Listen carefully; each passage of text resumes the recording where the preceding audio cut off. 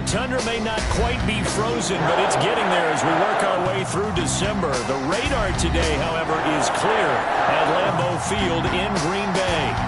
Nothing like the fanfare of introductions to an NFL game, and that was in evidence a moment ago. Fireworks, pyrotechnics, you name it. This crowd is ready as their guys get set to match up between the Philadelphia Eagles and the Green Bay Packers. And he'll be stopped right around where he would have been had he gone down to a knee, maybe a yard shy of there at the 24.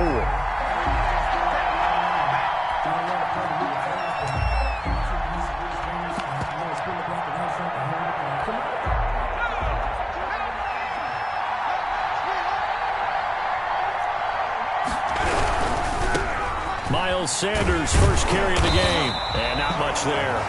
Maybe a yard up in the 24. Defensively here, you're facing a top 5 team in terms of points scored in the NFL, so when they're that high powered, you got to find a way to hold them under 20, because to me, that's the magic number.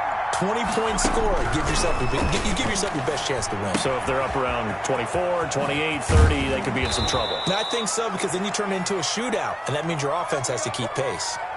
They'll give him 8 on the play, and that'll bring up a 3rd and 1. Oh, I came to my feet on that one. I thought he was getting close to breaking that one big, but in the end, give some credit to the defense, finding a way to get to him and forcing a 3rd down. And just play number 3 here on the opening drive, and it's an early 3rd and 1. They'll try and run for it with Sanders. And he slips up past the 45 before being tackled. It's a gain of 13 and a first down for Philadelphia. Gain of 13 yards. And an Eagle first down. They'll drop to throw. Ball hit as he throws there, incomplete. Pressure, and that's certainly going to be a key to this game going forward. And that time, they were able to get in there and influence the throw. And remember, quarterbacks got to get rid of it. They don't have the Tucker roll that they can fall back on anymore.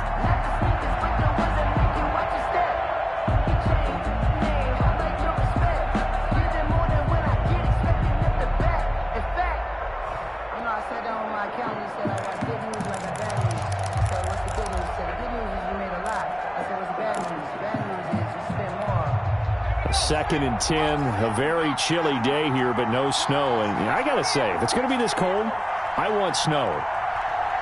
You should see Charles' face. He's looking at me like I'm crazy.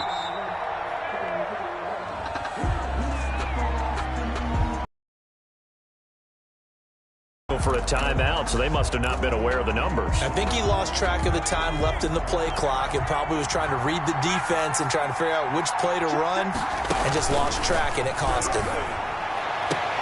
Into a double team, and it's intercepted. Picked off at the 40, and a return across midfield and to the 46-yard line. Well, that is a quick lesson on how difficult this defense is to throw against. An interception on their initial drive of the ball game. Now we know why their offensive staff spent the entire week awake trying to prepare for this one, because you can't totally shy away from throwing the football.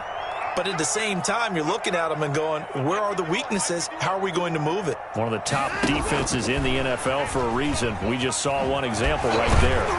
And he's tackled a yard short of the marker.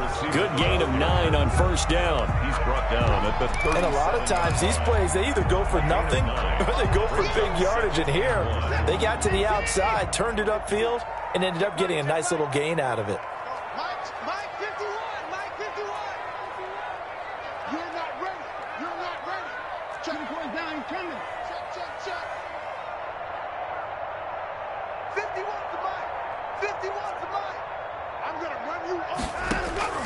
On 2nd and 1, Watson.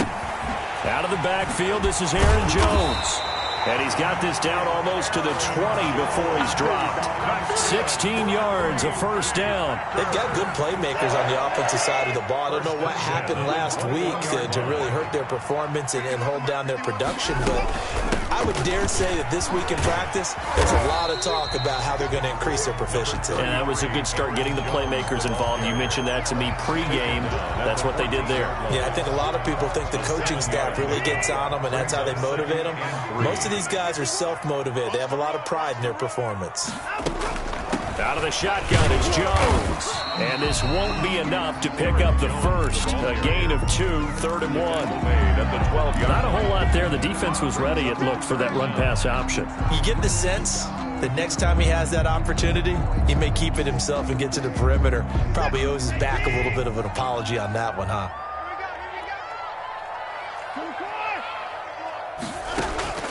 Watson on 3rd down. Flushed out right. And he's got it. It's caught for a Packers touchdown. A 12-yard touchdown grab. And the Packers have taken the early lead. So he scrambled right, but was able to look back toward the middle of the end zone to find the target. As you know, in this game, sometimes you just have to know when to break the rules, because we all know most guys throwing the football are taught never throw back into the middle of the field.